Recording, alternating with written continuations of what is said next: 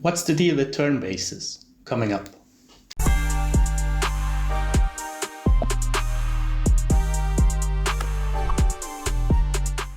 Hello and welcome back to the Freelanceverse.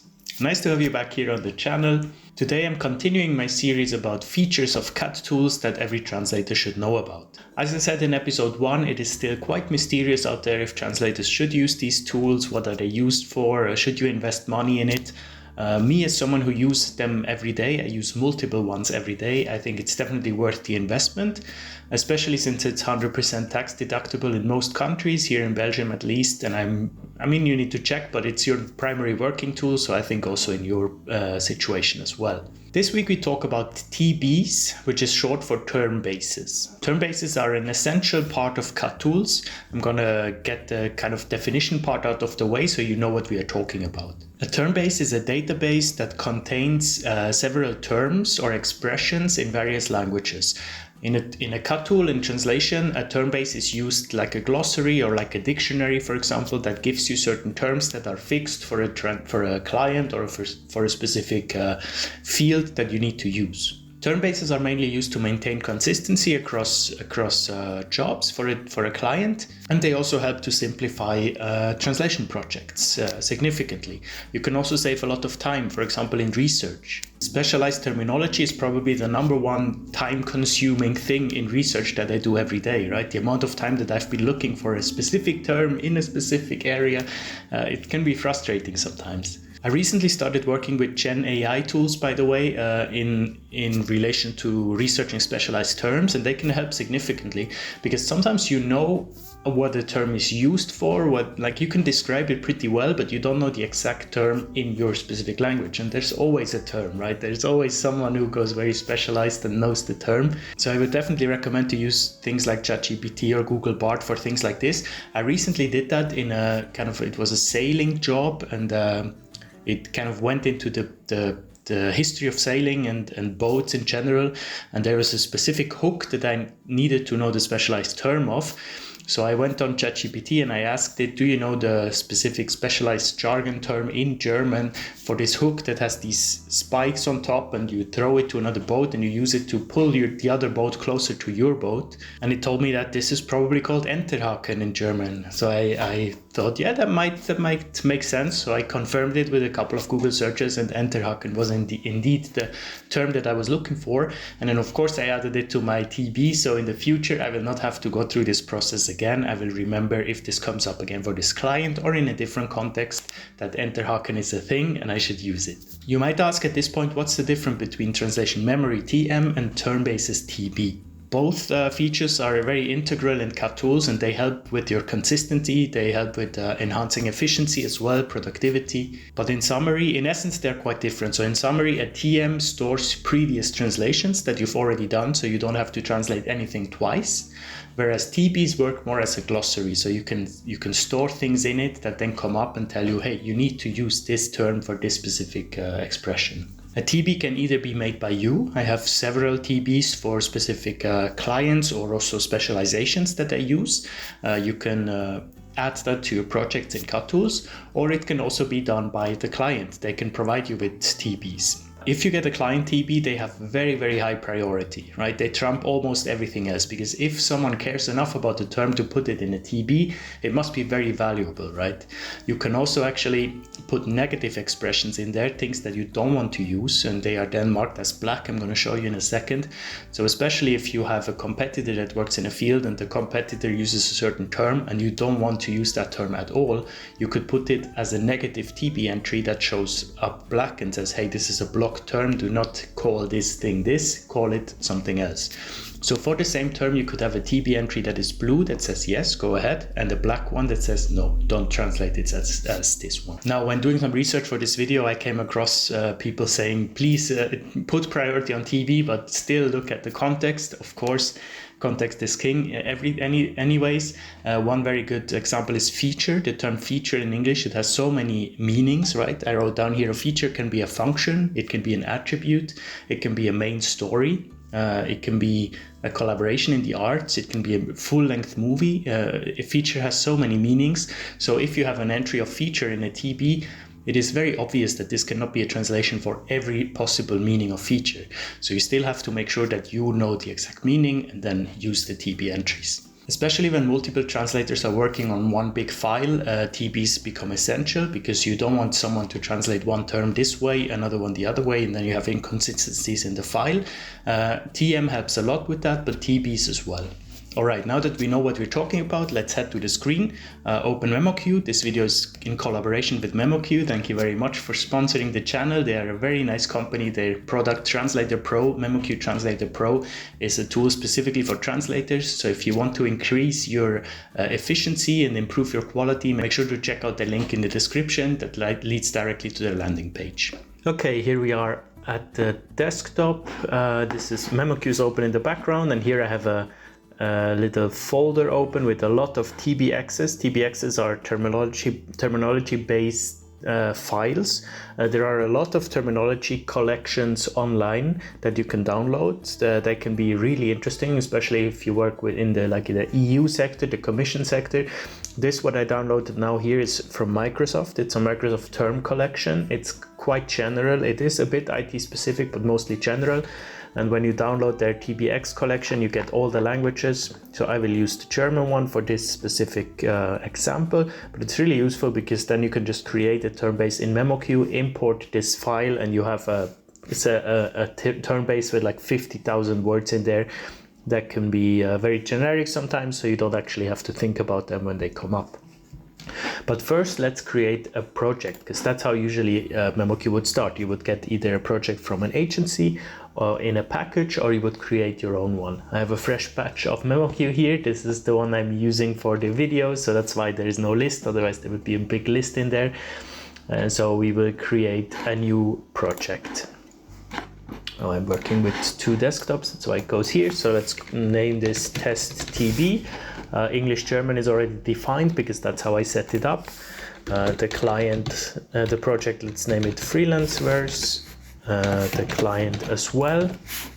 And then that's the rest. We don't need to specify. If you want to indicate the deadline, you can. We don't need it for now.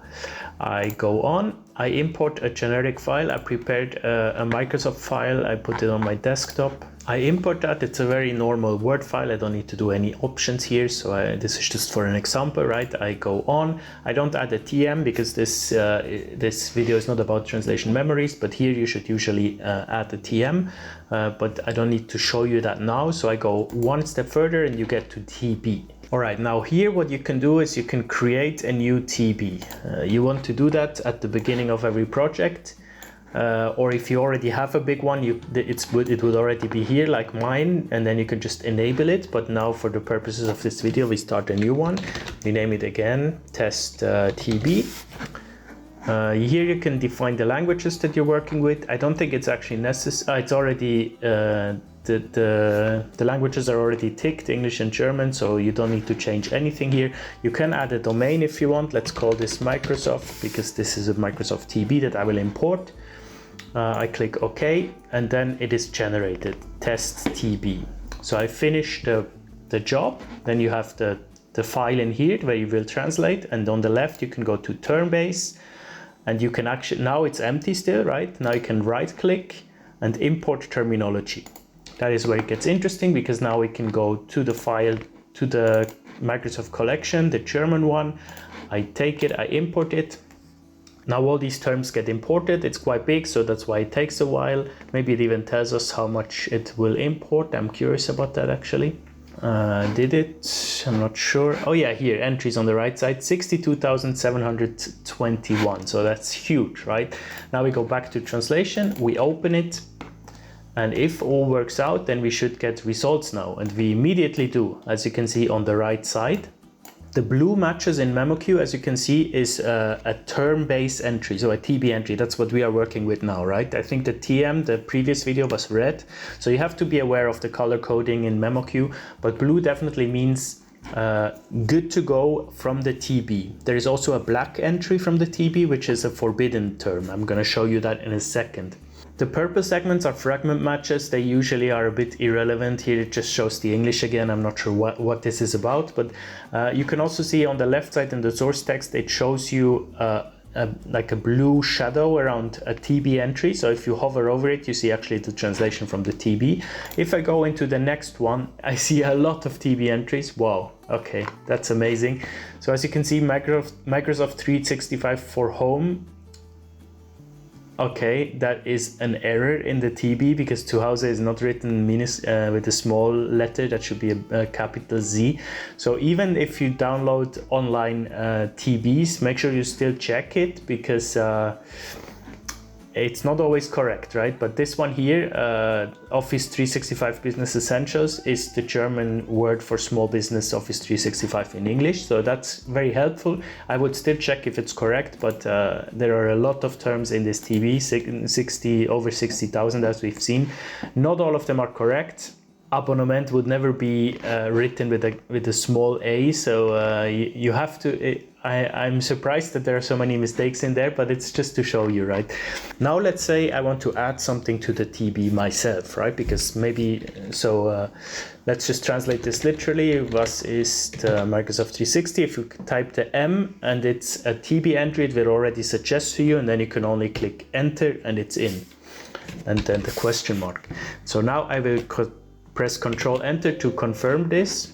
Oh, actually, I didn't add a translation memory, so you can't. Yeah, you have to add a translation memory if you want to confirm segments. So let me add that quickly. Okay, I just created once, just a fake one, so I can actually confirm it.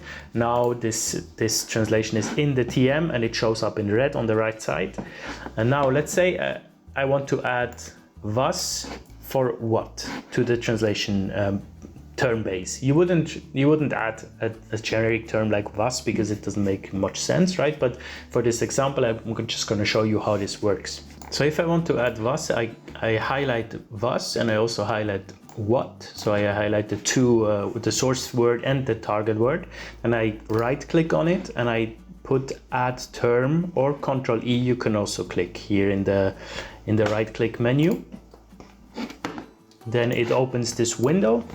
Now, create term-based entry. This is where we can add what as a translation for was. So it will always show up on the right side in blue that this should be the translation for it. There are a couple of settings here you can change. Usually I don't change them at all, but for example, case sensitivity. So you can add whether it should be case sensitive or not, meaning it should always capitalize or not capitalize. If you choose permissive, I think it will check the context. So I'm leaving it always like this. Another very important term is when you go to usage, you can have a forbidden term. That's what I told you when it shows up as black, right? If you don't want something. So let's try that as well. So I'm just going to add was now. Add this to the term base, and then it immediately shows up on the right side as what was in blue. As a term that I don't have to think about anymore. Now let's say maybe this tool was called 360 before, Microsoft 360. I confirm this, but now it's called 365. So maybe there was a terminology change, right? But I still have a lot of people referring it to as Microsoft 360. Now what I want to do is I can mark 360 and 365. I can add a term, again, right click, add term, but then instead of adding this as a TB entry, I can go to usage and I can click forbidden term. So Microsoft 365 is still allowed. Here I don't click forbidden term because that's correct, but the translation 360 is forbidden. Now let's see what happens. As you can see on the right side, I get a black match saying, hey, it's not 360 anymore, it's now 365. I also have the blue one for the correct one. So immediately I would realize, oh, okay, this is probably the old version and now this is the new version. So whenever you see a black popping up here, that's very important because that means that someone specifically added a forbidden term. It can be useful when you have terms from the competitors, for example, when you have certain, maybe a material of your shoe or of your t-shirt and this material is trademarked, you don't want to use this term. For example, Gore-Tex is a good term because Gore-Tex is used very often in like marketing usage, but it's actually a company, it's a trademark term, right? So unless you're actually working with them, you're not allowed to use Gore-Tex, or you have to add the registered trademark. I'm not sure how the legalities are, But that would be a good blacklisted term, right? If you are not allowed to use that term, for example. If you also have a populated TM entry, then on the right side you get a lot of red and a lot of blue. So you have to kind of figure out, I would say TB is usually trumping TM because TB is specifically either from a client or from you, right? So it's, I think I mentioned this in the entry, it's a bit more important, a bit more quality matches if you ask me. So it's just a help on the right side. But then of course some things like Word, it's so generic. It can be Microsoft Word, but it can also just be Word, like a word, or it can even be word and language games. I'm not sure why this is has a TB entry for Word. So if you use generic TBs from the internet, make sure to still check if they are actually valid. There you go. I hope you enjoyed this video. The most important is that you know blue is okay, black is forbidden term. You can add it by marking both terms, right click add term. And the difference between a TB and a TM is TB is a glossary and TM is previously translated text. Make sure to subscribe to the channel and I see you next Monday with the next video. Bye bye.